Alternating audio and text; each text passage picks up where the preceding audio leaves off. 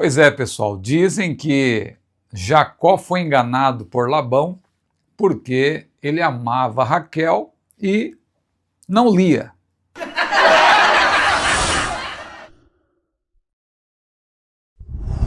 Brincadeiras à parte, chegamos à lição de número 11. Jacó, de enganador a homem de honra. Eu sou o pastor Ciro Sanches Ibordi. Eu estou falando, evidentemente, da lição de número 11 da revista Lições Bíblicas Adultos da CPAD. Nós estamos estudando nesse trimestre a respeito de Abraão, Isaque e Jacó.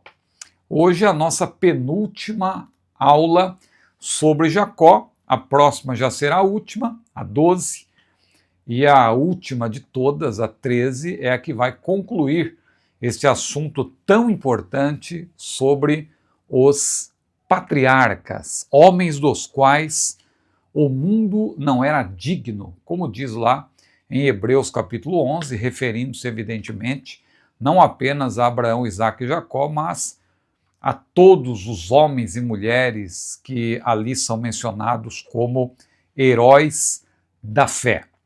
Vamos para a leitura do nosso texto áureo e também da verdade prática, para começarmos essa exposição, que vai ser uma longa exposição. Esta é a lição mais longa, praticamente, desse trimestre. Você vai ver que ela abrange vários capítulos. Até agora, nós estudamos lições que se prendiam a partes de um único capítulo, às vezes parte de outro, mas essa aqui você vai ver que ela abrange não apenas o capítulo 30, mas também o 31, o 32 de Gênesis. É uma longa lição que menciona um período de 20 anos, praticamente, na vida de Jacó, de enganador a homem de honra. Esta lição que será estudada, se Deus quiser, no dia 14 de junho de 2026, que é o Dia do Pastor. Falando em Dia do Pastor e falando em CPAD, eu quero também aproveitar para registrar aqui os meus parabéns ao diretor executivo da CPAD, que nesta semana também está completando mais um ano de vida, nosso querido irmão Ronaldo Rodrigues de Souza, que é também nosso amigo, nosso irmão, um amigo de longa data, e que Deus cumule a vida do nosso querido irmão, diretor da CPAD, Ronaldo Rodrigues de Souza, com bênçãos, que bênçãos sobre bênçãos, chuveiros de bênçãos venham sobre a sua vida, sua família e o seu ministério. Muito bem, Jacó de enganador, homem de honra, o texto áureo está em Gênesis capítulo 32, versículo 28. Então disse, não se chamará mais o teu nome Jacó, mas Israel, pois como príncipe lutaste com Deus e com os homens e prevaleceste. E a verdade prática diz, somente Deus pode transformar o caráter e a vida do ser humano. Muito bem, nós vamos imprimir aqui um ritmo um pouco acelerado, porque a lição é longa e nós queremos completá-la no tempo que sempre costumamos fazer, ou seja, aí em torno de 50 minutos a 1 hora. Nós vamos imprimir um ritmo acelerado e até dando exemplo também de como você pode conseguir dar essa aula nesse tempo, porque geralmente é esse o tempo de que o professor, a professora dispõe diante da classe, e o meu roteiro ele é feito desta maneira para você poder ter poder de síntese, na medida que você vai lendo e explicando, lendo e explicando. Claro, a lição também ela vem de uma maneira muito sucinta, objetiva, mas aqui nós temos explicações subsidiárias, complementares, para tornar a lição um pouco mais profunda, e é isso que nós pretendemos. Lembrando também que logo nós vamos entrar num novo assunto, a Igreja dos Gentios, é a lição do próximo trimestre, e em breve eu vou fazer também aqui um vídeo recomendando livros para vocês já irem se aprofundando, lendo, estudando, porque vai ser um assunto também muito bom. Vamos lá então. Jacó de enganador a homem de honra é o título da lição. Nós vamos introduzi-la Hoje nós não vamos fazer aquela costumeira recapitulação, vamos ser mais objetivos aqui na introdução para entrar logo nos tópicos e pontos da lição. Então, como eu dizia, eu vou usar aqui o meu roteiro, e se você quiser também ter esse roteiro, e não somente este, mas ter acesso a todo o nosso acervo de textos, uma infinidade de estudos, você pode se tornar membro do nosso canal e ter este acesso. Muito bem, após a experiência com Deus em Betel, você se lembra, nós estudamos na aula anterior sobre aquela experiência maravilhosa em que Jacó, precisando parar, porque a noite havia chegado, na sua viagem a Padã Arã, ele chegou a um lugar que veio a ser chamado Betel, mas era na cidade de Luz. Jacó tomou uma das pedras daquele lugar e fez como travesseiro. E ali ele dormiu e teve um sonho maravilhoso em que ele viu uma escada que tocava o céu e Deus estava no topo daquela escada, anjos de Deus subiam e desciam, e Deus falou com Jacó. Foi uma experiência maravilhosa. Após essa experiência, Jacó seguiu viagem para a distante cidade de Harã, ou a região de Harã, a terra do povo do Oriente, como diz a Bíblia, onde teria ali muitas surpresas e, como herdeiro da aliança abraâmica que era, seria preparado pelo Senhor para cumprir o seu chamado como pai da nação de Israel, ou pai dos 12 patriarcas formadores da nação de Israel. Nessa preparação para a transformação, Deus primeiramente se revela a Jacó. Veja, naquela experiência mencionada. Então, em seguida, ergue um espelho para que Jacó possa se mirar. Que espelho é esse? Isso é feito ao deixá-lo viver os 20 anos seguintes com uma pessoa cujo caráter é muito parecido com o seu, Labão, que viria a ser seu sogro. Em seu sogro, Jacó encontrou o seu competidor e o seu meio de disciplina. Era Deus trabalhando na vida de Jacó para ele ser transformado. 20 anos de penoso labor e atritos haveriam de domar o seu caráter. Deus estava no controle e Deus usou essas circunstâncias para moldar o caráter de Jacó, para mudar o seu interior. Primeiro tópico, a família de Jacó. Um longo tópico esse também. O professor, a professora tem que ter muita sabedoria para explicar bem e com objetividade. E é o que nós vamos tentar fazer aqui. Começando pelo primeiro ponto, um encontro especial. Que encontro especial é esse? É o encontro de Jacó com Raquel, mas também o encontro de Jacó com o seu tio, que se tornaria seu sogro, Labão. Assim que chegou a Harã, Jacó deparou-se com um poço tampado com uma pedra no campo. Aquele poço tinha um momento certo para ser aberto, porque os rebanhos tinham que ser reunidos, e aí sim os homens fortes iam lá, removiam aquela tampa, aquela pedra, e logo se fechava. Para quê? Para que não a água não fosse ali suja, não é? pela poeira do deserto, assim por diante. Então não podia ficar abrindo e fechando toda hora, tinha um momento certo. Por isso que os rebanhos ficavam ali em volta aguardando, para que quando todos se reunissem, aí sim isso pudesse acontecer. Então assim que Jacó chegou a Harã, ele se deparou com esse poço, que tinha uma tampa, que era uma pedra, a qual selava aquele poço. E avistou 3 rebanhos de ovelhas já deitados ali esperando para beber.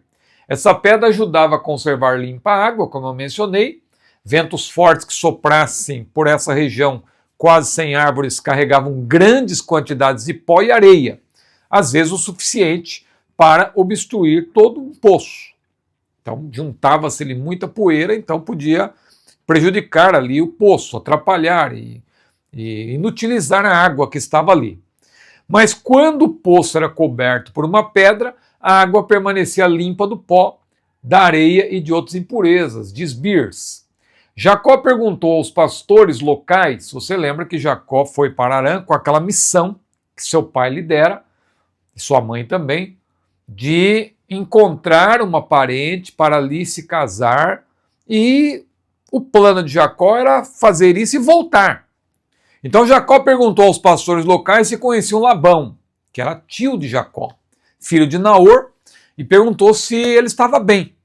Os homens ali, para surpresa de Jacó, não apenas lhe responderam positivamente, como também apontaram para Raquel, filha de Labão, que era uma pastora, aliás, a única pastora mencionada na Bíblia de maneira textual, né? Pastora de ovelhas, é claro, havia outras pastoras de ovelha também, a Bíblia só menciona pastoras de ovelha, mas a única de maneira textual é esta, Raquel. Então apontaram para Raquel, sua filha, uma pastora que vinha se aproximando. Aí nós vamos desdobrar um pouco isso aqui, porque o que devemos destacar a princípio é que houve amor à primeira vista. Tanto Jacó, quando olha para Raquel, como Raquel, que olha para ele, nós percebemos que houve ali como nós chamaremos hoje, houve uma química. Uma química ali, foi amor à primeira vista. Enquanto Jacó conversava com os pastores, a formosa jovem se aproximou. Ao vê-la, Jacó ficou tão maravilhado que tratou logo de remover a pedra da boca do poço, a fim de servir as ovelhas de Labão, seu tio. A intensa alegria de Jacó tornou-o capaz, veja, de remover sozinho a pedra do poço. Assim ele ajudou sua parenta e deu de beber às suas ovelhas. Só então ele disse à moça quem ele era e a saudou ali com um beijo, né? Como era costume naquela época entre parentes, diz Westermann. Foi amor à primeira vista. Por quê?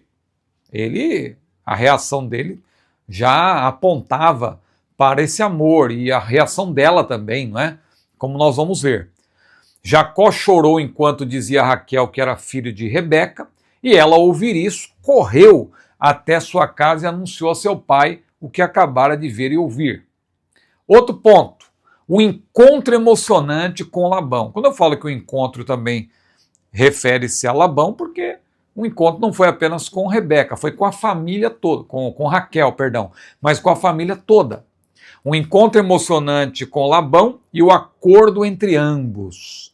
Quando o pai de Raquel ouviu o seu relato, correu ao encontro de Jacó, abraçou-o, beijou-o e o levou para sua casa.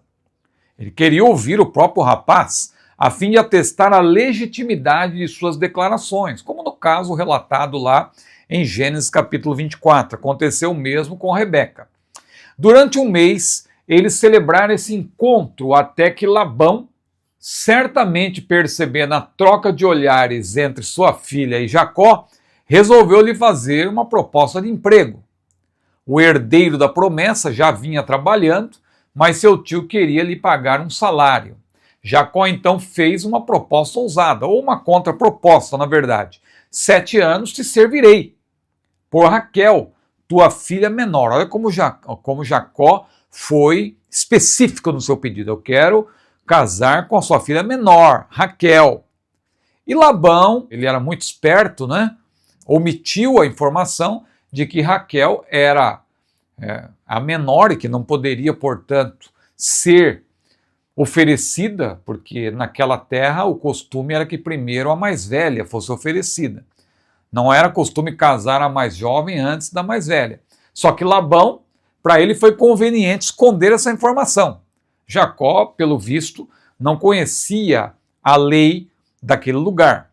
Então Jacó disse, olha, 7 anos te servirei por Raquel, tua filha menor, a qual era irmã de Lia. Por isso que eu fiz o gracejo no início, né, que Jacó amava Raquel e não Lia, né? Agora veja, 7 anos servirei por Raquel, tua filha menor, a qual era irmã de Lia, a mais velha e menos atraente.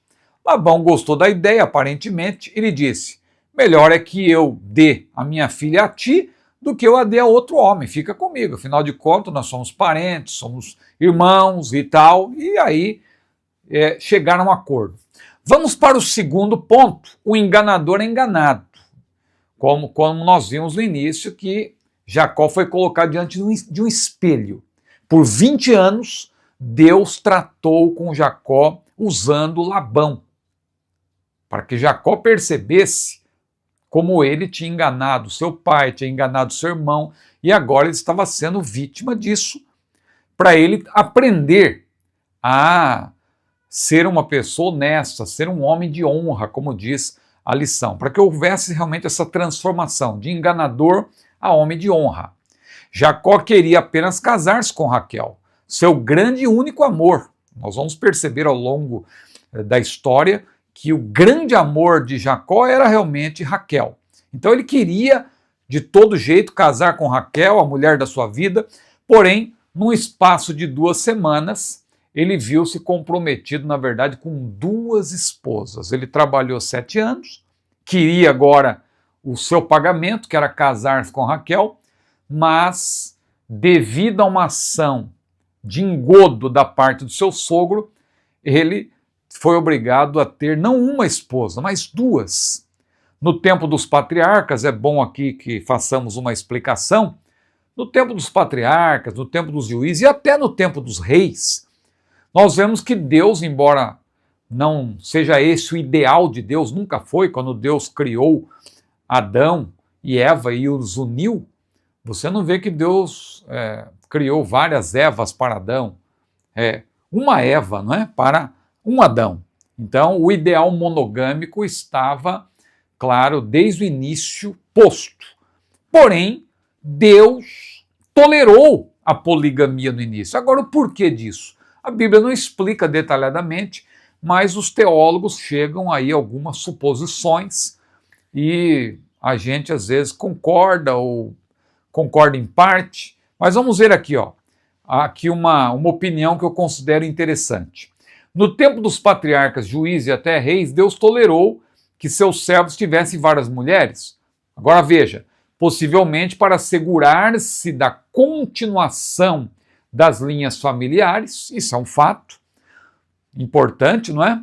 Ou para prover maridos para as mulheres, isso é outro fato importante, porque os homens estavam na guerra, muitos iam para a guerra, ou seja, havia poucos homens para se casar com as mulheres. E as mulheres, o sonho delas naquela cultura especialmente, era ter filhos, para que houvesse continuação da sua linhagem, para que elas pudessem também ser felizes com os seus filhos. Então, para assegurar-se disso, não tinha como ter tantos maridos, Deus permitiu, ou Deus tolerou, seja talvez o verbo mais correto aqui, né? Não é que Deus permitiu, ele tolerou que os homens pudessem ter várias mulheres, que de outra forma continuariam solteiras, né? Numa cultura de guerras, onde os homens eram mortos nas batalhas com frequência. Seja qual for a razão, a poligamia sempre criou tensão. A poligamia era tolerada, mas claro que havia consequências. Havia consequências e sempre a poligamia criou tensão e também amargura nas famílias, diz Kendrick e Lucas.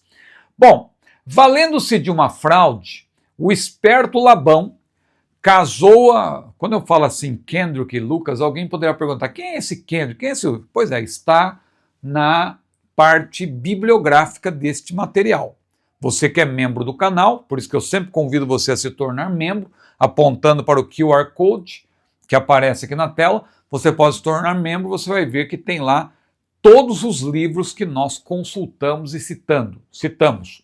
Valendo-se de uma fraude, o esperto Labão casou as 2 filhas de uma vez só, ao entregar Lia, que também, dependendo da versão bíblica, pode ser chamada Leia, entregou a Jacó, conduzida até o noivo coberta com um véu, como era costume naquela época.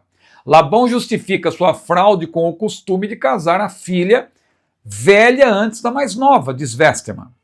Mais tarde, Deus proibiu, é bom que se diga isso, o casamento com 2 irmãs, estando ambas vivas, porque aqui se permitiu isso. Era outra cultura, evidentemente, mas na lei você vai ver que Deus não permite mais que alguém possa casar com 2 irmãs. Ele casava com uma, se essa viesse a morrer, ele poderia também casar com outra, mas não com as 2 vivas ao mesmo tempo. Aqui uma explicação, um detalhamento. Jacó trabalha 7 anos por Raquel, mas Labão lhe entrega Lia. Antigamente a gente ouvia muito que Jacó trabalhou 7 anos, aí recebeu Lia, aí depois teve que trabalhar mais 7 para receber Raquel. Não foi isso que aconteceu. Na verdade, ele casou com Lia, depois de 7 anos de trabalho, foi enganado por Labão. Quando ele foi reclamar, Labão falou, tudo bem, eu te dou a mais nova, mas você vai ter que trabalhar mais 7 anos. Mas não é que ele trabalhou 7 para depois receber Raquel, não. Ele já recebeu Raquel e continuou trabalhando. Com isso, claro, ele precisou trabalhar mais 7 anos, o vínculo dele com Labão aumentou de 7 para 14 anos. Labão foi muito esperto aí para aproveitar a mão de obra, a inteligência de Jacó, que era um homem abençoado por Deus, e isso se percebe que Labão foi muito abençoado com a vida de Jacó lá na sua terra. Então Jacó trabalha 7 anos por Raquel, mas Labão lhe entrega Lia. Feliz da vida e apaixonado, Jacó trabalhou 7 anos, nem sentiu para poder casar com Raquel. Ele nem viu o tempo passar. Entretanto, 7 anos depois, descobriu que seu tio era um tremendo trapaceiro, não é?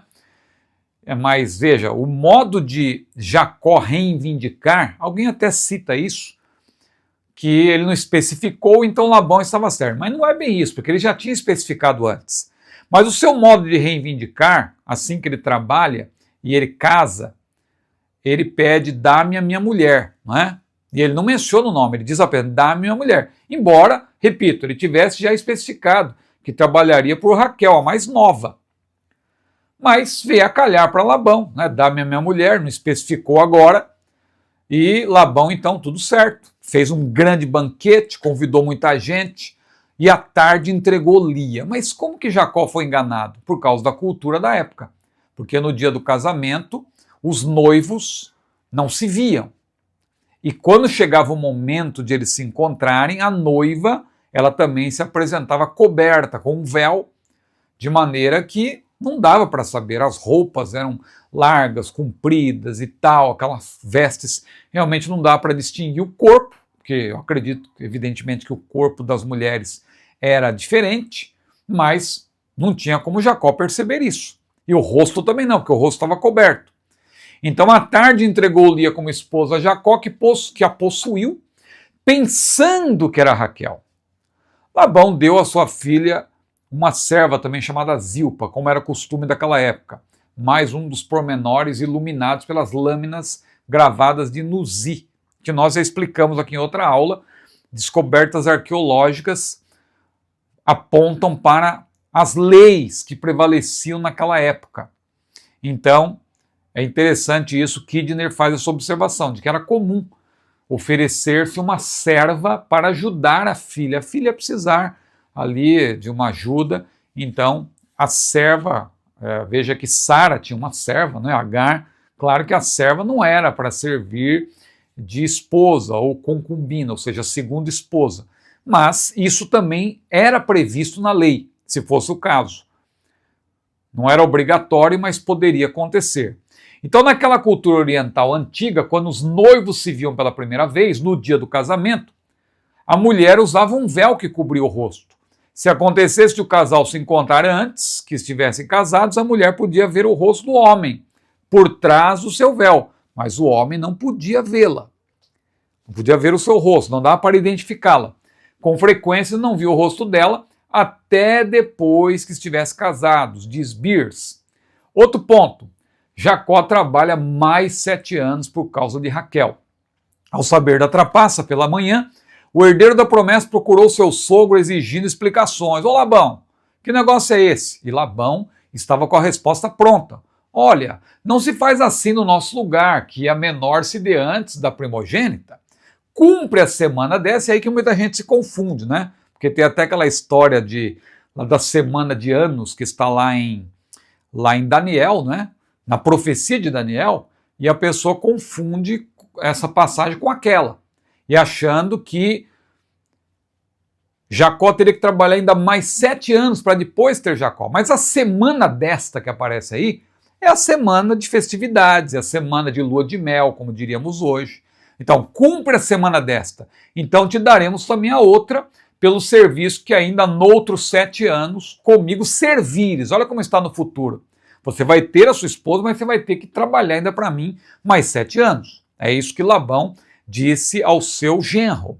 Naquela época não havia cerimônia, mas um grande banquete de bodas, que podia durar de 1 a 2 semanas. Em outras palavras, após o período de lua de mel, entre aspas, com Lia, Jacó acho que não via tanto assim como lua de mel, porque ele queria, na verdade, Raquel, quem ele amava era Raquel, mas ele ali teve que cumprir o seu papel como homem, o seu papel marital, e depois disso ele poderia, claro, casar com Raquel, mas teria que trabalhar mais 7 anos. Os primeiros 7 anos ele nem sentiu, porque ele fez por amor, agora tendo Raquel, claro, mais 7 anos, ele talvez no primeiro momento ficou indignado, mas estava feliz de finalmente ter o amor da sua vida como esposa, Raquel, não é? Então, ele teria de trabalhar mais 7 anos para o seu sogro espertalhão. Por amor a Raquel, Jacó aceitou essa proposta e casou com ela. Labão também lhe deu uma serva, Bila. Veja como a situação foi se ampliando. Já tinha a mulher Lia, juntamente com a serva Zilpa, agora recebe Raquel com mais uma serva, Bila.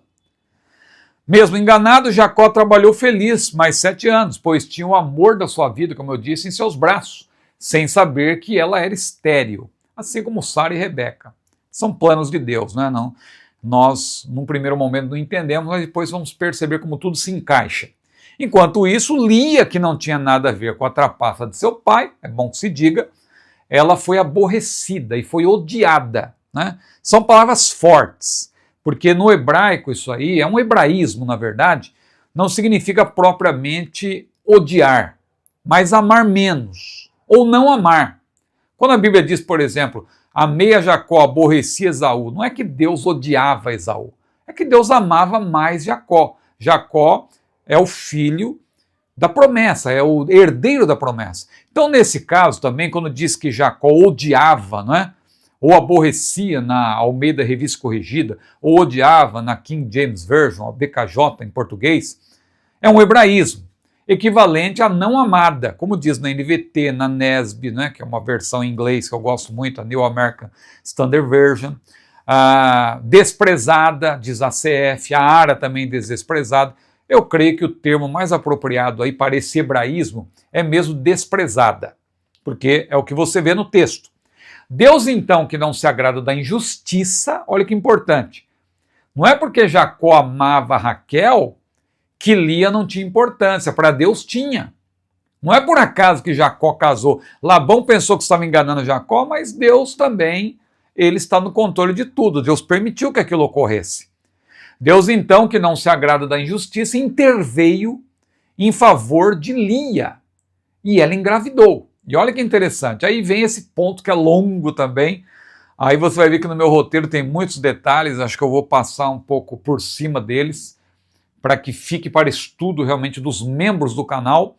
Mas olha como eu detalhei bem isso aí, porque Jacó teve, na verdade, 13 filhos ao todo, sendo 12 homens e uma mulher. Jacó foi pai de 13 filhos, 9 com suas esposas, ou seja, Raquel, ou na ordem, Lia e Raquel, 7 com Lia e 2 filhos com Raquel, mas também teve 4 filhos com as suas segundas esposas, as concubinas, que as concubinas também, quando entregues a um homem, eram como, porque o termo concubina significa exatamente isso, segunda esposa. É considerado também uma esposa. Não era apenas uma mulher para servir ali para o homem se deitar com ela, ele tinha que também tratar bem essas servas como se fossem suas esposas. Ele amava de fato a estéril Raquel, cuja amada seria aberta por Deus tardiamente do nosso ponto de vista, mas Deus abriu no tempo certo. Jacó desprezava Lia, a qual buscava desesperadamente a sua atenção. Kendrick e Lucas dizem uma coisa interessante. Os nomes que Lia escolheu para seus filhos expressam seu desejo de ser notada. Você percebe isso, ela queria ser amada por Jacó. Lia ganhou o concurso da fertilidade, isso é verdade, ela foi a que deu mais filhos a Jacó, mas a vitória não capturou a afeição dele, ele continuava amando Raquel. Embora desprezada, Lia foi a esposa que lhe deu mais filhos, sendo 2 deles muito especiais. Olha como isso é importante. De Levi, filho de Lia, veio a linhagem dos sacerdotes. De Judá veio a linhagem dos reis. E no devido tempo, Jesus. Jesus é da linhagem de Judá. Judá, que significa louvor. 2 das mais importantes instituições veterotestamentárias tiveram sua origem em um casamento indesejado. Veja, Jacó não queria casar com Lia, mas Deus está no controle de tudo. Foi provocado, humanamente falando, por um ato de má fé de Labão, mas Deus estava olhando para Lia também. Deus via essa mulher de uma maneira diferente, uma maneira especial. Por outro lado, José, olha aí, Raquel também não era desprezada. Veja, ninguém menos que José foi filho de Raquel. José, além de ser um dos personagens mais relevantes da história patriarcal, veja que Gênesis, a partir do capítulo 37, com exceção do 38, narra a história de José. José é o mais perfeito tipo humano de Cristo. José que foi chamado no Egito de Zafenat Paneia, o salvador do mundo, e tantas outras semelhanças, né? Quando nós estudamos tipologia bíblica, nós vemos que José foi o mais perfeito tipo humano de Cristo. Aí tem esse detalhamento que eu vou aqui passar por cima, repito, porque tem muita coisa. Veja, os 7 filhos que Jacó teve com Lia. Lia foi a que deu mais filhos a Jacó. E todos eles importantes. Você tem aí o Rúben, e na medida que os filhos iam nascendo, ela ia dando nomes de acordo com a sua expectativa, com o seu desejo de ter a atenção de Jacó. Então veja, Rúben, quando ela tem Rúben, ela diz: o Senhor atendeu a minha aflição, por isso agora me amará o meu marido. O nome de Rúben tem a ver com isso. E aí vem Simeão: o Senhor ouviu que eu era desprezada e deu-me também a este. Levi, não é? Agora esta vez se unirá meu marido a mim. E por aí vai. Nada, porém, era capaz de fazer Jacó amá-la. Mesmo assim, o Senhor lhe deu mais um filho, Judá. Como eu falei, louvor. Por isso ela disse: esta vez louvarei ao Senhor. Depois disso, Jacó ficou um bom tempo. Por causa de Raquel, que ficava triste com essa situação, que ela era estéril, Jacó não dava mais atenção para Lia, não cumpria mais os seus deveres maritais para com Lia, porque era só isso que ele fazia. Ele não amava Lia, ele amava Raquel. Então ele se afastou de Lia por causa de Raquel, para não entristecê-la, e ficou um bom tempo. Só que Lia chegou um momento que ela começou a se sentir muito desprezada. Ela usou de uma estratégia, aquela estratégia lá das mandrágoras, não é? Que eram consideradas afrodisíacas, ou seja, que geravam desejo sexual. Você sabe que esse termo afrodisíaco vem da mitologia grega, não é? Por causa de Afrodite, a deusa do amor e etc. Mas aí tem esse termo na língua portuguesa, afrodisíaco, aquilo que estimula sexualmente, gera desejo sexual. Então, as mandrágoras até hoje são consideradas assim, como afrodisíacos. E o hebraico também sugere isso. Quando você lê Cantares no capítulo 7, versículo 13, eu não vou ler aqui para ganhar tempo, mas você pode conferir, você veja lá que Cantares, que é um livro que fala muito sobre a união entre homem e mulher, no sentido também, claro, marital, você percebe ali, não é? Que as mandrágoras são mencionadas como, usando um termo conhecido, afrodisíacas, né? E elas foram achadas, essas mandrágoras, no campo por Rúben, que tinha cerca de 6 anos de idade naquela época. Então Lia convenceu Raquel a permitir que Jacó se deitasse com ela, pagando com essas mandrágoras, porque Raquel se interessou pelas mandrágoras. Só que Lia falou: tudo bem, você quer as mandrágoras? Permita que eu deite com o seu marido, porque àquela altura percebe-se que era Raquel que estava no controle de tudo, por ser a mulher amada. E Raquel permitiu. Aí quando Jacó chega, ele é abordado por Lia, que diz: olha, eu já negociei com a sua amada, né? E eu quero me deitar com você. E ali eles se relacionaram, na verdade, não somente essa vez, acabaram se relacionando mais vezes, porque daí nasceu, na verdade, o Issacar, e ela declarou: Deus me ter dado meu galardão, pois ter dado minha serva meu marido. E também teve ainda Zebulon, e por aí vai. e ainda teve mais uma filha de Jacó, Diná. Então, veja, somente Lia teve com Jacó 7 filhos, 6 homens e uma mulher. Mas Jacó também teve filhos com Bila, que era serva, não é? Serva de Raquel, porque Raquel, estéril, ficou inconformada que sua irmã era tão fértil e ela, na verdade, sendo estéril, ela ficou indignada, falou: ô Jacó, dá-me filhos, senão eu morro. E Jacó também ficou irritado: você está achando que eu sou Deus? Você pensa que se eu pudesse, você pensa que eu posso determinar isso? É Deus. O que eu posso fazer? Você é estéril, mas eu te amo do mesmo jeito, eu sou importante para você, você é importante para mim. Mas para a mulher naquela época não ter filhos era algo assim comparável à morte, não é? Eu cito até um autor aqui, que diz o seguinte, o Westermann: sem filhos, Raquel considerava que não tinha futuro, nada mais tinha a esperar da vida. Mas compreensível também foi a ira de Jacó em resposta à explosão de Raquel. Você está achando que eu sou Deus? Então veja, Raquel não queria ficar para trás. E o que ela fez? Ela se valeu da estratégia de Sarai, né? Pediu para Jacó se deitar com sua serva. Isso estava previsto na lei daquele tempo, não é? Não a lei de Deus, mas a lei que prevalecia entre os homens. A expressão sobre os joelhos que Raquel mencionou tem o sentido de filhos contados como meus próprios, ou seja, eu não posso te dar filhos, mas a minha serva te dando é como se fossem meus próprios filhos.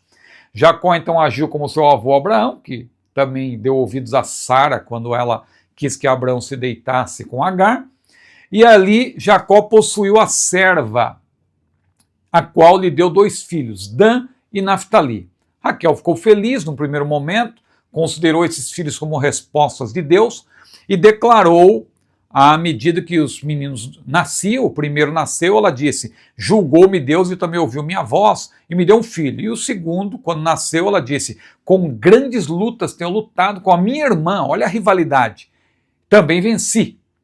Mas Jacó teve filhos também com Zilpa, pelo menos 2, porque Lia era muito competitiva e mesmo já tendo vários filhos, à época 4 filhos, ao todo foram 7, mas ainda ela estava com 4 quando isso aconteceu. E mesmo já tendo 4 filhos, ela viu que Raquel tinha dado a serva para Jacó e 2 filhos vieram, e mesmo com 4 filhos, ela falou assim: não posso ficar para trás também, vou dar minha serva, já que Jacó não se deita comigo, eu tenho o direito de entregar também a minha serva, para ele se deitar com ela. Entregou a Zilpa para Jacó, Jacó se deitou com Zilpa, e o que aconteceu? Ali nasceram também mais filhos, não é? Veio lá o Gade, que levou Lia a exclamar afortunada, e não parou por aí. Veio depois ali Azer, e ela declarou: para minha ventura, porque as filhas me terão por bem-aventuradas. Aí finalmente chega a vez de Raquel. Tardiamente, mas Deus abriu a sua madre, Deus confirmou então que realmente Jacó é o herdeiro da promessa e deu a Jacó esse prazer de ver a sua amada, a mulher da sua vida, a mulher que ele amava de fato, ter o primeiro filho, que foi José. E quando José nasceu, o que Raquel declarou: tirou-me Deus a minha vergonha. Como ela queria mais um filho, ela também chamou o menino de José, dizendo: o Senhor me acrescente outro filho. Porque esse é o sentido do nome de José, o Senhor acrescente. E aí esse menino veio, só que demorou um pouco. Quando Jacó já estava em Canaã, nasceu finalmente o segundo filho, só que Raquel acabou morrendo no parto.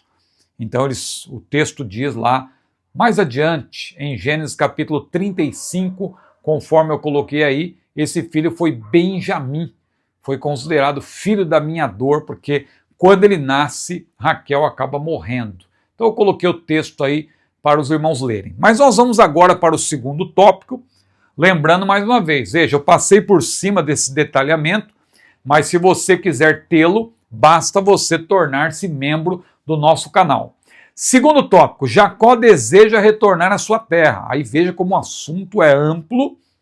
Agora, muito tempo já tinha passado, 14 anos, e Jacó agora quer voltar para a casa de seus pais. Primeiro ponto, Jacó almeja retornar para sua casa. Assim que José nasceu, o herdeiro da promessa decidiu voltar à casa de seus pais, o que não seria nada fácil. Por quê? Ele precisaria convencer Labão a deixá-lo ir juntamente com toda a sua família, que era muito grande, não é? Diga-se. Jacó acreditava que não devia mais nada a seu sogro, pois trabalhara há 14 anos para ter suas esposas e ainda continuava trabalhando. Labão, não querendo, claro, perder Jacó, não querendo também ficar longe das suas filhas, dos seus netos, ele usou um argumento interessante, que deixou seu genro constrangido. Se agora tem achado graça em teus olhos, fica comigo. Tenho experimentado que o Senhor me abençoou por amor de ti. Olha aí, citou o nome de Deus, o nome do Senhor. Mas não seria fácil convencer Jacó. Por quê? Porque o herdeiro da promessa, ele tinha prometido que voltaria, depois que ele cumprisse seu objetivo em Padã Arã. Lembra do voto que ele fez, quando ele contemplou aquela visão da escada, aquele sonho, né, que ele teve da escada? Ele colocou uma pedra, ele ungiu aquela pedra e ele prometeu que voltaria, se Deus, na verdade, se Deus fazia parte do voto, né, que aquela pedra estava ali colocada como garantia de que ele iria e voltaria. Então, ele tinha o objetivo de voltar. Mas nós vamos ver que Labão acabou convencendo Jacó a ficar mais um pouco. Eles fizeram um acordo, que é o segundo ponto. Que acordo foi esse? Apesar da grande saudade que Jacó tinha de seus pais da sua terra natal, Labão tratou logo de permitir que ele agora, olha, ô Jacó, você ganhou minha confiança, tudo, e eu quero que você determine o que você quer, o que eu posso fazer por você para você ficar. Estabeleça aí, faça a sua proposta, não é? Determina qual é o seu salário, qualquer que seja o valor eu te pagarei. Ele disse isso, em outras palavras. Aí vamos ao desdobramento, que Labão era um espertalhão. Ele estava se valendo de mais uma artimanha. A bênção de Deus estava sobre Jacó, e Labão havia prosperado muito por sua causa. Olha como ele era interesseiro. Assim, não tinha apenas um vínculo sentimental, claro, com suas filhas, com seus netos. Ele queria manter as riquezas que vieram sobre sua casa por causa do seu genro. Mas eles acabaram entrando num acordo ali naquela conversa, e Jacó, então, vendo que ele estava, vamos dizer assim, com a oportunidade de propor, ele propôs que seriam suas todas as ovelhas e cabras de coloração anormal a partir daquele momento. Então, em outras palavras, olha, você tem muitas ovelhas aí, Labão, no seu rebanho, tem ovelhas de cor sólida e ovelhas de cores não sólida. Vamos fazer o seguinte, as ovelhas vão cruzar e a partir de agora, todas as ovelhas que nascerem a partir de agora, que tiverem cor não sólida, ou seja, aquelas que forem salpicadas e malhadas, como diz o texto, ou seja, não tem cor sólida, toda branca, toda preta, não, elas são salpicadas, são malhadas, preta e branca, tem manchas e tal. Essas vão ser minhas. Mas veja, a partir de agora. Mas para fazer isso, tinha que primeiro fazer uma separação no rebanho. Tiraria a partir daquele momento as salpicadas e malhadas, porque o acordo era a partir do próximo cruzamento. E para se garantir disso, para ter a garantia de que Jacó não seria beneficiado, o Labão, muito esperto, mandou seus filhos levar as salpicadas e malhadas que já existiam para longe. 3 dias de viagem, para ficar distante de Jacó. E Jacó ficaria só com as ovelhas de cor sólida. E a partir daquele momento elas iam cruzar e as que nascessem, que tivessem cores não sólidas, ou cores anormais, ou seja, listradas, malhadas, salpicadas, como diz o texto, seriam de Jacó. Aparentemente era algo, não tinha muita vantagem para Jacó, não é? O Labão deve ter esfregado uma mão na outra e dito, esse camarada realmente não é inteligente, porque ele vai começar do zero. eu vou manter tudo que eu tenho até agora, ele vai ter que começar do zero e não vai ser tão fácil assim. O rebanho aí cruzando, na verdade, né, com o rebanho de cor sólida para ter aí nascerem ovelhas de cores anormais. Isso não seria tão comum, mas ele não contava, na verdade, com o fato de que Jacó fora instruído por Deus. Isso nós percebemos depois, no texto. Então, o sogro espertalhão concordou em separar os rebanhos, porém entregou todos os animais de cores não sólidas aos cuidados de seus filhos. Isso nós já vimos. Essa distância de 3 jornadas diárias pretende impedir possíveis invasões de Jacó, diz Westermann. Em outras palavras, seu genro certificou-se de que Jacó começaria seu trabalho sem nenhuma vantagem. E aí tem o desdobramento. Como que Jacó superou essa esperteza do seu sogro? Sem animais manchados para cruzar, as chances de nascerem filhotes salpicados e malhados eram nulas. Mas Labão se esqueceu de um detalhe.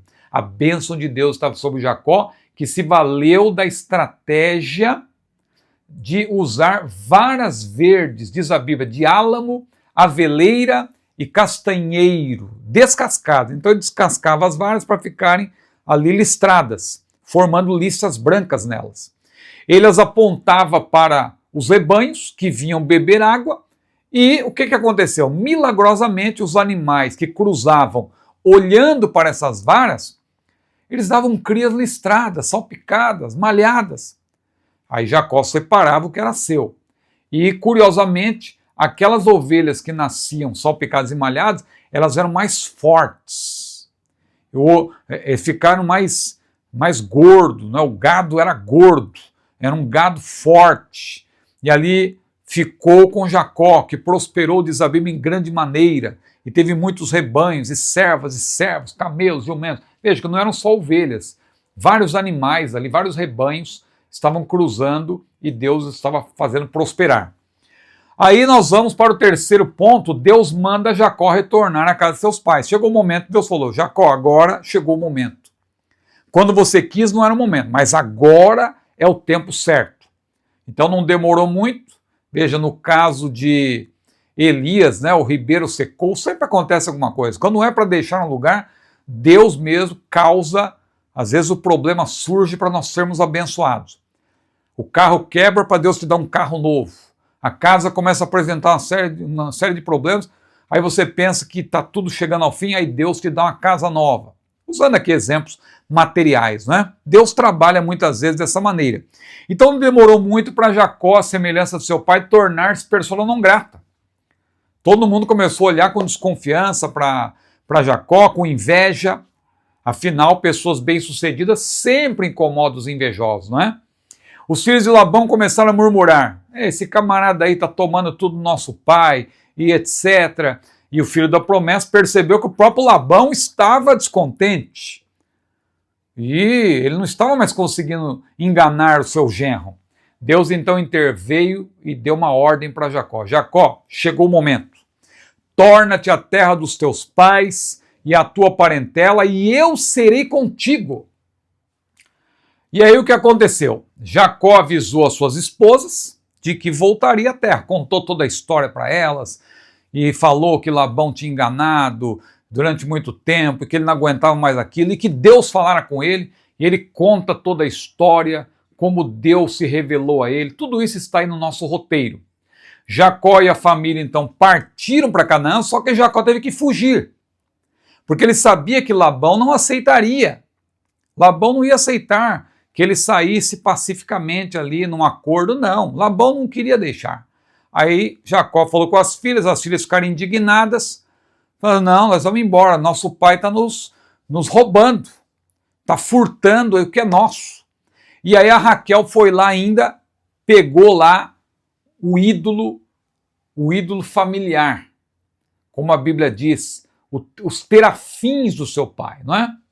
Os terafins do seu pai, que de acordo com a lei daquela época, as placas de Nuzi ou Nuzi também mostram isso, que isso aí era uma forma de garantia, a forma dela garantir a sua parte na herança. Então elas ficaram indignadas, mas Quando Jacó foge e Labão estava ali tosqueando ovelhas, não percebeu, Jacó já estava 3 dias distante. Quando Jacó percebe, ele vai em busca de Jacó e 7 dias depois encontra lá, chega no lugar onde Jacó estava, lá nas montanhas de Gileade.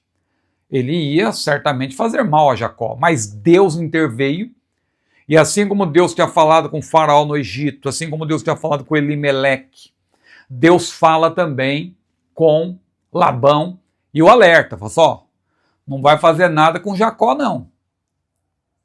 Deus entrou no assunto.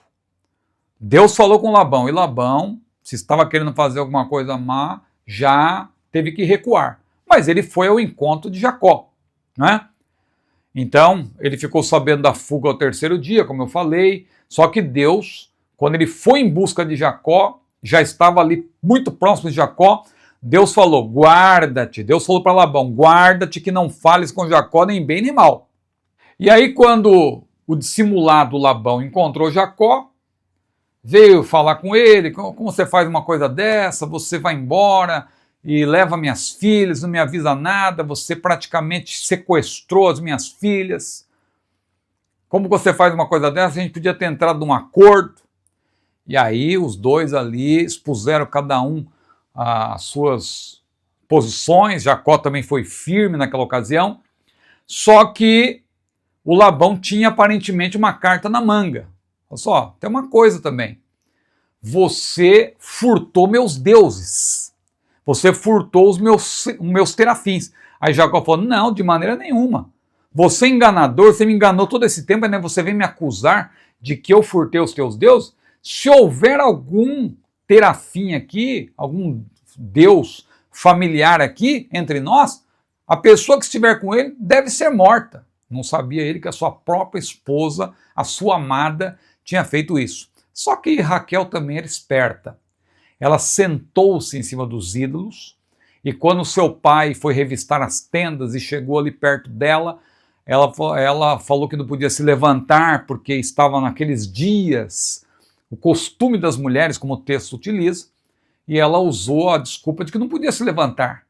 E ela estava sentada, na verdade, escondendo os deuses, e ela não se levantou. Seu pai respeitou ali aquele costume das mulheres, tinha que respeitar realmente, e aí o que aconteceu? Ela continuou com os deuses do seu pai, né? Bom, essa é a história, mas chegaram ali num acordo, tem muitos pormenores aqui no nosso roteiro, olha que eu cito vários autores para dar detalhes da parte arqueológica, eu cito Merrill, Kidner e assim por diante, Westermann, vários autores, mas o fato é que eles chegaram num acordo, mais um acordo. Labão era especialista em fazer acordo, fez um acordo com Jacó, Jacó disse, olha, se o Deus de meu pai, o Deus de Abraão e o temor de Isaac não fora comigo, por certo, me despedirias agora vazio. Então, Labão, eu estou levando muita coisa, não é porque você que o Senhor quis me ajudar, não, é porque Deus me abriu a porta, Deus fez eu enriquecer, Deus fez eu prosperar. Não dependi nada aí da sua ajuda, porque o Senhor só me enganou até agora. Então Jacó tratou ali as claras, mas eles entraram ali num acordo, Labão entendeu que Deus também tinha entrado naquela conversa e ele não tinha como se voltar contra o próprio Deus, ele já entendeu que o Deus de Abraão, o Deus de Isaac, o Deus de Jacó era o Deus verdadeiro, embora ele fosse idólatra, ele reconheceu isso. Então eles acabam se separando, né? O herdeiro da promessa, Jacó, fixou mais uma vez uma pedra no chão, como uma coluna, e pediu para os seus parentes se ajuntarem ali ao redor, e ele chamou aquele lugar Galeed, enquanto Labão chamou de Jegar Saaduta e também de Mispá, que significa torre de vigia. E o próprio Labão disse, atende o Senhor entre mim e ti, quando nós estivermos apartados um do outro.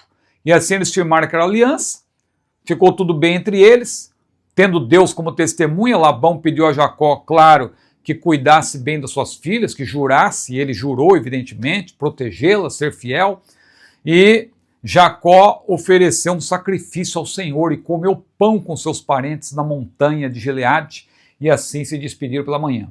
E aí começa um novo capítulo. que nós vamos começar agora, mas vamos continuar a falar dele na próxima lição, que é a lição conclusiva sobre Jacó. Jacó no Val de Jaboque. Ali ele se despede então de Labão e vê o primeiro ponto, a angústia e o medo de Jacó. Porque ele tinha mais um grande desafio. 20 anos depois, ele queria voltar para sua casa, mas ele ia reencontrar seu irmão. Seu irmão que tinha um ódio figadal dele. Seu irmão estava lá em Seir, na terra que viria a ser chamada de Edom. E Jacó não queria correr o risco de voltar para sua casa e depois ser atacado pelo seu irmão. Ele queria antes fazer as pazes com o seu irmão. Então ele vai na direção ali da morada de onde seu irmão estava, e o desafio era agora enfrentar Esaú. Enfrentar no sentido de entrar em um acordo de paz com ele. Esaú jamais esquecera, claro, do que seu irmão lhe fizera. E aí Deus intervém. Um exército de anjos aparece a Jacó para garantir sua proteção. Ele chama aquele lugar de Manaim. Ele envia mensageiros da terra de Seir, em Edom, onde habitava Esaú. E após 20 anos em Padã Arã, Jacó era um homem de honra. Ele queria acertar tudo, não queria entrar em guerra com seu irmão. Ele comunicou ao seu irmão que estava disposto a reparar os erros do passado. E quando Esaú soube disso, para a surpresa de Jacó, ele disse: olha, eu vou ao seu encontro. Só que tem uma coisa, eu vou com 400 homens. Jacó imediatamente pensou, ele não vem em missão de paz. Vem com 400 homens para quê? Ele não quer paz. Mas, por outro lado também, Esaú, já conhecendo o caráter do seu irmão, for enganado por ele, foi como se Esaú dissesse: eu vou me precaver, porque vai que esse camarada está vindo com o exército aí também para tomar, ele já me enganou, agora vai querer tomar minha terra, eu já vou me antecipar. Só que isso apavorou, né? Amedrontou Jacó. Jacó ficou com medo, temeu, mas agiu como um homem de honra. Conhecendo bem o temperamento do seu irmão também, ele se angustiou, imaginando que Esaú não viria em missão de paz, já que estava acompanhado desses 400 homens, e ele resolveu separar o seu grupo em dois, pensando assim: bom, se Esaú me atacar, ele vai matar só uma parte, e a outra parte vai se salvar. Então ele dividiu o seu grupo em duas partes, dois grupos, a fim de preservar pelo menos uma parte da sua família caso houvesse um ataque. Embora confiasse que o Deus de Abraão e Isaque estivesse com ele, como ser humano, Jacó evidentemente teve medo e clamou ao Senhor: Senhor, livra-me, peço-te, da mão do meu irmão, da mão de Esaú, porque eu temo. Porventura não venha e me fira, e a mãe com os filhos. E em seguida, além de fazer a sua parte orando, ele também, claro, era um negociador, aprender até muita coisa com o seu tio e sogro Labão. O que ele fez? Vou mandar um presentinho para o meu irmão, para ele saber que eu estou em missão de paz, não quero guerra. Eu quero que nós entremos em comunhão novamente. Eu quero que meu irmão me ame e eu também quero amá-lo. Já passou 20 anos, eu quero o seu perdão. E aí Jacó manda um presentinho, né? Qual foi o singelo presente que Jacó mandou para o seu irmão? 200 cabras. Olha como Jacó era um homem abençoado. Mandou um presente: 200 cabras, 20 bodes, 200 ovelhas, 20 carneiros, 30 camelas de leite com as suas crias, 40 vacas, imagine, 10 novilhos, 20 jumentas e 10 jumentinhos. Olha aí, Esaú, para você ver que eu não quero guerra. Olha aí um presentinho para você. E mandou isso, né? Mas a história avança. Segundo ponto, Jacó ficou só, irmãos. Aí chega aquele momento em que ele luta. Foi um momento que nós podemos dizer, foi um momento de oração. Um momento em que Jacó ali fala com Deus. Ele já deve, naquele momento, claro, ele tinha entendido que ele era o herdeiro da promessa. E ele fala com Deus. E a Bíblia diz que lutou com ele um anjo, que nós vamos entender que é o próprio Deus, porque era, na verdade, o próprio Deus, no sentido que era uma teofania. Deus se revelando por meio de um anjo, que ali se manifesta como um homem. O herdeiro da promessa fez o que podia fazer para acalmar seu irmão e proteger sua família. Na mesma noite que enviou presentes a Esaú, passou o Val de Jaboque, um afluente oriental do Jordão, com as suas mulheres, servas e filhos. Então ele separou o grupo. Ele agiu com prudência, procurando mantê-los longe do alcance daqueles que poderiam, né, no pensamento de Jacó, representar uma ameaça. Em seguida, ele também se afasta da sua família, porque ele vai falar com Deus, ele vai ficar a sós com o Senhor.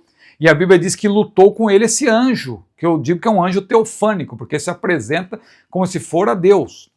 Por isso que Oséias também diz que Jacó lutou com Deus.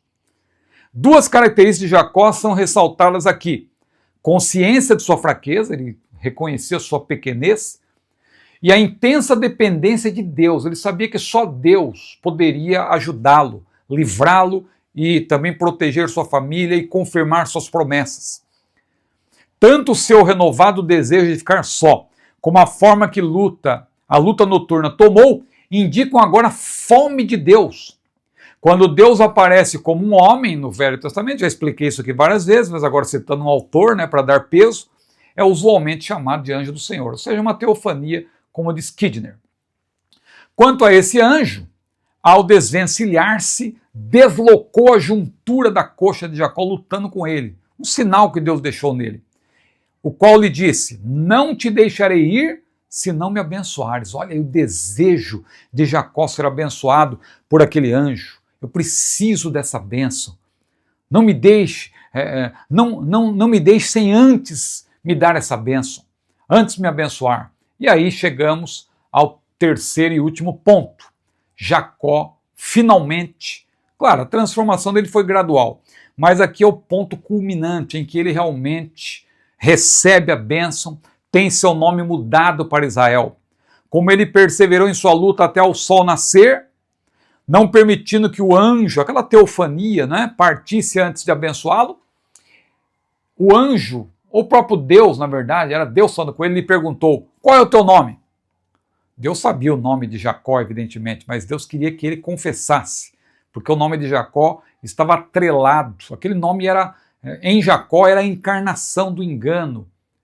Ele era realmente um suplantador, um enganador, tinha enganado seu pai, enganado seu irmão, mas sofreu muito lá em Padã Arã, foi enganado, tentou também ser esperto como Labão, mas Deus, só Deus que pôde realmente fazê-lo triunfar ali. Labão, claro, era um enganador muito mais hábil do que Jacó, muito esperto, mas não foi esperto o suficiente para vencer ou enganar o próprio Deus. Mas o Senhor perguntou a Jacó: qual é o teu nome? E assim que o suplantador o pronunciou, o Senhor lhe disse: não se chamará mais o teu nome Jacó, mas Israel, pois como príncipe lutaste com Deus e com os homens e prevaleceste. Olha aí, Deus reconhecendo também o valor de Jacó. E o nome Israel é um nome verbal no hebraico, né? Esse nome verbal, Israel, transmitiria literalmente o sentido de que Deus lute por ele. Mas a semelhança de outros nomes de Gênesis, toma a sua ocasião um novo colorido e celebra o lado de Jacó na luta, diz Kidner, e o seu caráter deste modo revelado. O herdeiro da promessa perguntou pelo nome do anjo também. Você perguntou meu nome, e o seu, qual é? Como se estivesse ele se conhecendo. Qual é o seu nome, não é? Aí ele falou o nome dele, Jacó, o anjo falou que o nome dele seria Israel, mas qual o seu nome? Mas o Senhor ali, ao abençoá-lo, respondeu-lhe com outra pergunta: por que perguntas pelo meu nome? Lembrou lá dos pais, né, de Sansão, que queriam saber o nome do anjo, e o anjo falou: por que vocês querem saber o nome, visto que é maravilhoso? E ali muitos entendem que é também uma cristofania, não é?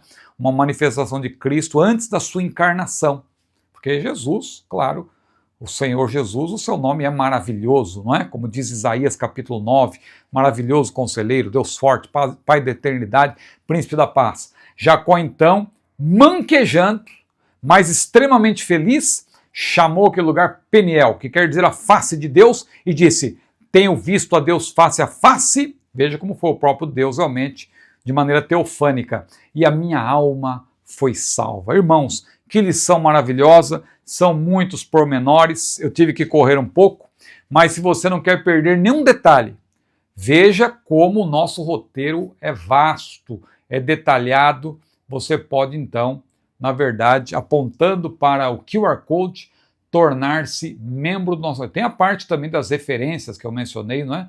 No final, os vários livros que nós citamos, tá vendo? Aí, ó, Beers, Bergstein também, Schaeffer, John Davis, Tim Dowling, Ellison, Hamilton, Kendrick e Lucas, não é? O Derek Kidner, que eu sempre menciono, Longman III, John Mackenzie, Merrill, Pfeiffer, Price, veja, muitos autores que nós citamos. Então, se você desejar tornar-se membro, você vai ter acesso a todo o nosso acervo de textos.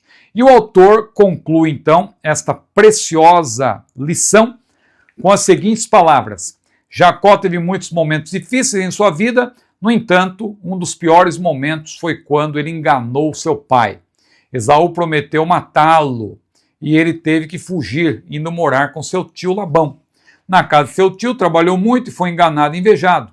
Então o Senhor colocou em seu coração o desejo de retornar à sua terra, mas a saída da casa de seu tio não foi nada fácil, nem foi fácil o encontro com seu irmão Esaú. Em seu retorno para casa, ele lutou com um anjo teofânico, não é? E teve seu nome mudado. Jacó em Peniel declarou: vi Deus face a face. Seu encontro com o Senhor salvou-lhe a vida e trouxe uma grande transformação de dentro para fora. Amém? Então, que lição abençoada. Na próxima aula nós vamos ainda ter uma aula conclusiva, uma lição conclusiva sobre Jacó, em que vamos justamente falar sobre a reconciliação de Jacó com Esaú. Em breve vamos ter uma nova lição, mas por enquanto temos que concluir esta outra. Às vezes a gente fica tão empolgada com o próximo trimestre que esquecemos que ainda temos lições nesse trimestre. Então, contém aí a sua ansiedade, não é? Mas já vá se preparando. Eu vou aqui fazer um vídeo recomendando livros, inclusive vamos usar muitos livros da série Pregadores da Bíblia, que tem como livro conclusivo esse aqui que eu sempre tenho anunciado, Jesus, o Pregador do Apocalipse. Se você não adquiriu ainda, fica sempre o convite para você clicar aqui nesse ícone de produtos que aparece no próprio vídeo. Aliás, todos os livros que eu menciono estão nesse ícone e você pode então adquiri-los com desconto e comprar pela internet. Hoje em dia é muito fácil comprar livros. Amém? Muito grato. Se você gostou desse vídeo, curta-o, compartilhe-o, inscreva-se no meu canal e também você é convidado a tornar-se membro para ter acesso a todo o nosso acervo de textos, vídeos exclusivos, antecipação de vídeos e etc. E também o selinho de membro, não é? Que não deixa de ser também um importante benefício. Agradeço a todos os membros e nem sempre eu posso passar o nome deles aqui porque são muitos para a glória de Deus, mas esse também é um benefício que de vez em quando nós vamos fazer aqui, apresentar o nome de todos aqueles que nos apoiam. Que Deus abençoe a sua vida. A paz do Senhor.